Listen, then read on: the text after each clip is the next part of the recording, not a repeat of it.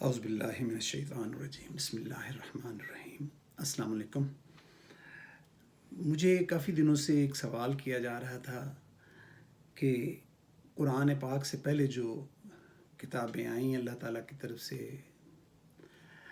زبور، انجیل، تورات اور انجیل، وہ اس طرح بنتی ہے، اور اس کے بعد قرآن پاک آخر میں آیا۔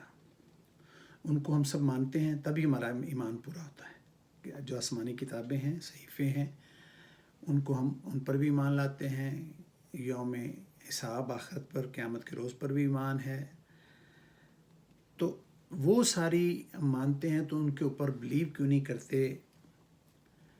وہ کیوں نہیں اس وقت ان کا رول کیوں نہیں ہے؟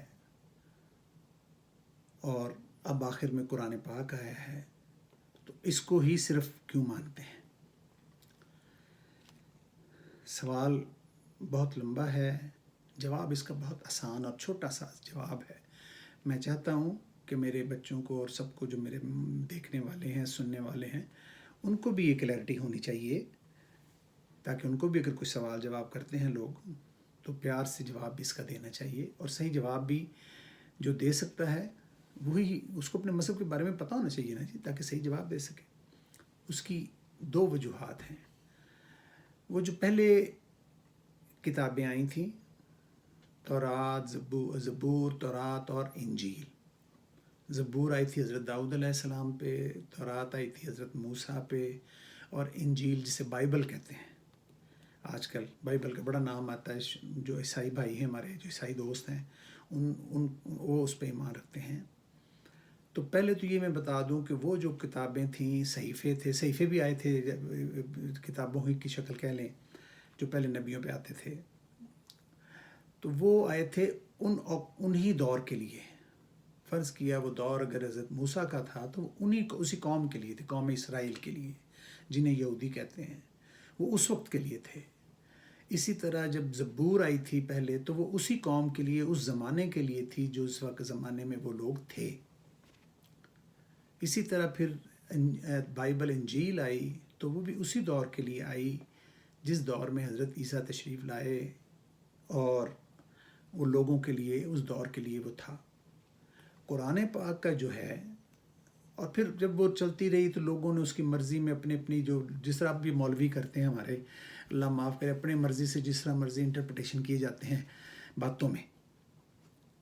قرآن میں ایسی بات ہوتی نہیں، وہ خود ہی کر لیتے ہیں۔ اسی طرح ان کتابوں میں وہ کرتے تھے، انہوں نے وہ کتابیں ہی بدل لی، ان میں اپنی مرضی سے چیزیں انٹر کر دی، اپنی مرضی، کیونکہ ان میں آپ کو پتہ ہو، آج شاید ہے کہ نہیں، لیکن اب بتاتا ہوں کہ ان میں کبھی کوئی حافظ نہیں ہوا۔ پوری دنیا کی تاریخ میں کسی کتاب کے لیے بھی حافظ نہیں تھے، یعنی وہ سینے میں کسی کے حفظ نہیں ہوا۔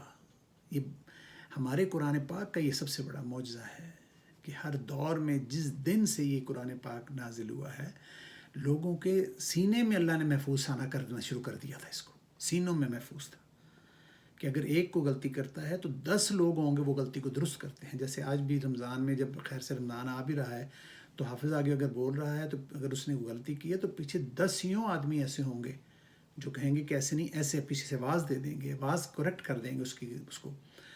تو وہ لوگوں نے، ایک تو پہلے وہ صرف تھیں ان دور کے لیے، یہ آپ کو کلیئر ہونا چاہیے۔ وہ دور ختم ہوا نبی کا، اس قوم کا، تو ساتھ ہی وہ سارا سلسلہ بھی ختم ہو گیا۔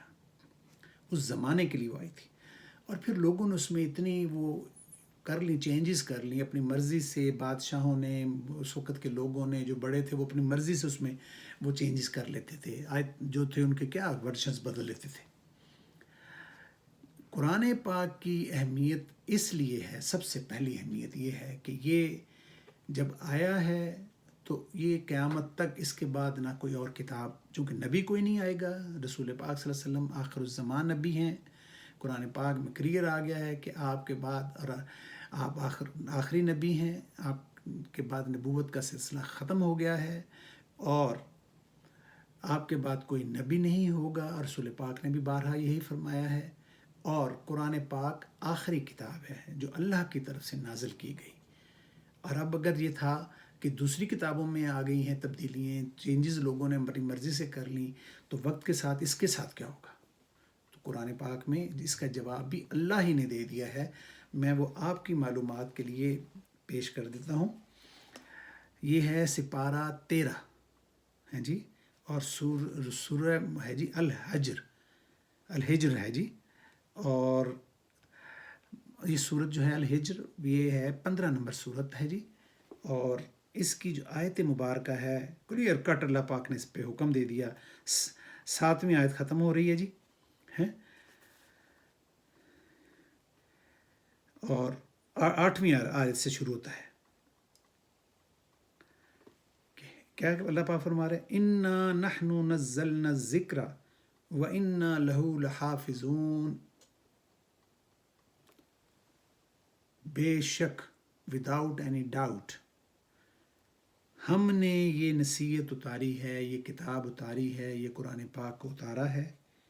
اور وَإِنَّا لَهُ لَحَافِظُونَ، اور اللہ پاک اپنی طرف فرما رہے ہیں کہ ہم نے اسے نازل کیا ہے تو ہم ہی اس کے محافظ ہیں جی. ہم نے، اللہ پاک فرما رہے ہیں اپنے بارے میں کہ ہم نے اسے نازل کیا ہے. رسول پاک صلی اللہ علیہ وسلم سے مخاطب تھے. اس کی پوری پیچھے بیک گراؤنڈ ہے جس کانٹیکسٹ میں یہ بات ہوئی ہے. تو اینڈ پہ اللہ پاک نے فرمایا کہ آپ فکر نہ کریں، اس کی حفاظت بھی میں نے ہی کرنی ہے، میں نے بھیجا ہے، میں نے حفاظت کرنی ہے. تو چونکہ پہلے تو یہ کہہ دیا کہ جو جتنی کتابیں آئی تھیں، ہم ایمان والے جو ہیں مسلمان ہیں، ان کے ایمان کی پہلی شرط یہی ہے کہ وہ ان سب کو بھی ہم مانتے ہیں، ان سب نبیوں کو مانتے ہیں، ان پر ایمان لے کے آتے ہیں. تو جو اس پر ایمان لائیں گے ان کے لیے یہ شرط رکھ دی گئی ہے کہ جب یہ کتاب آ گئی ہے تو سب اب اس کو مانو، یعنی اس پر ایمان لے کے آؤ. ان پر یہ لازم کر دیا گیا ہے، چاہے کوئی عیسائی کہلاتا ہے، یہودی کہلاتا ہے، کوئی بھی اس نے اپنا رکھا ہوا ہے، ٹریڈ مارک رکھ لیا ہے، کوئی کسی کیٹیگوری سے بھی ہے، تو اس کے لیے لازم ہے، اگر وہ جنت میں جانا چاہتا ہے، اگر وہ یوم حساب میں اپنا حصہ چاہتا ہے، اگر وہ اس دنیا میں کے بعد جو زندگی اصل زندگی ہے، اس عارضی زندگی کے بعد جو اصل زندگی ہے اس میں حصہ چاہتا ہے، اور چاہتا ہے کہ وہ جہنم میں نہ جلے، اور اگر وہ چاہتا ہے کہ اللہ تعالیٰ کی خوشنودی حاصل ہو جائے، اگر وہ چاہتا ہے کہ اسے دنیا و آخرت میں کامیابی اور عزت مل جائے، تو اس پہ لازم ہے کہ وہ قرآن پاک پر ایمان لائے، رسول پاک صلی اللہ علیہ وسلم کو آخری نبی مانے، ان پر ایمان لے کے آئے، مسلمان ہو، تب جا کے وہ ساری باتوں کے لیے اہل ہوگا کہ وہ دنیا کے بعد آخرت میں بھی اس کا حصہ ہوگا. مسلمانوں کا تو ہے نا جی کہ یہاں جیسے جائیں گے تو وہاں بھی ان کو اس سے بھی اچھا انہیں جنت الفردوس ملے گی. جہنم کی آگ سے بھی اگر خدا نہ خواستہ کوئی جاتا ہے جہنم میں تو وہ پوری کر کے واپس اسے جہنم سے نکال دیا جائے گا. کفار کے لیے تو ایسا نہیں ہے، ان کے لیے آخرت میں کوئی حصہ نہیں ہے. بس جیسے ہی جو نہیں مانتا قرآن کو اور اللہ کے اس دین کو، تو اس کے لیے صرف جہنم ہے، سدا کے لیے جہنم ہے، اور اسی میں ہی جلنا ہے. تو قرآن پاک جو ہے یہ سب باتوں کو، سب مذاہب کو، سب کو اگر چلنا ہے دنیا میں اور آخرت میں تو اس پر ایمان لانا ہے. اب یہ قیامت تک کے لیے یہی کتاب ہوگی. اب معافی چاہتا ہوں. اور یہی مذہب رہے گا، اس کے بعد نہ کوئی اور مذہب آئے گا، نہ کوئی اور نبی آئے گا، نہ اور کتاب آئے گی. یہ تمام کتابوں کو، سب کو آپ اس پہ ایمان ضرور لائیں. ہم نے زبانی نہ ایمان لے آئے، نہ دل سے بھی لے آئے، مان لے کے تھے، لیکن ان پر عمل نہیں کیا جائے گا کیونکہ اس میں ملاوٹ بہت آ گئی، لوگوں نے بہت زیادہ ملاوٹیں کر لی. اور اس کو اللہ تعالیٰ نے اپنی حفاظت میں نازل کیا، اور اس کی حفاظت کا اور اس کا کریکٹ رہنے کا، اس کا صحیح رہنے کا، کہ اس کے زیر زبر نقطے میں بھی کوئی تبدیلی نہیں کر سکے گا قیامت تک. اور جو قیامت تک اس میں جو اللہ تعالیٰ چاہتے ہیں نظام کو قائم چلانے کے لیے، جو دنیا کے نظام کی ضرورت ہے، وہ خود ہی اس میں اپ ڈیٹس آتی رہتی ہیں. یہ اس کا سب سے بڑا پہلے تو معجزہ ہے، چونکہ اللہ تعالیٰ نے نازل کیا ہے. ایک ایک لفظ اس کا محفوظ ہے، لوگوں کے سینوں تک میں محفوظ کر دیا گیا ہے کہ کوئی ایک لفظ بھی کوئی چینج نہیں کر سکتا.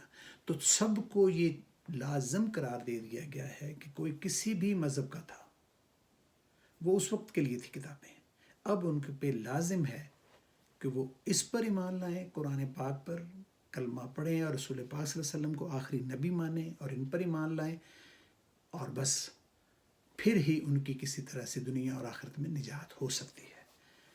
تو قرآن پاک کی حفاظت کا ذمہ اللہ پاک نے خود اپنے ذمہ لیا ہے، تو اس کسی کی مجال نہیں ہو سکتی کہ اس کے زیر و زبر میں بھی کوئی خدا نخواستہ توبہ نعوذ باللہ کوئی چینج کر سکے یا سوچ بھی سکے۔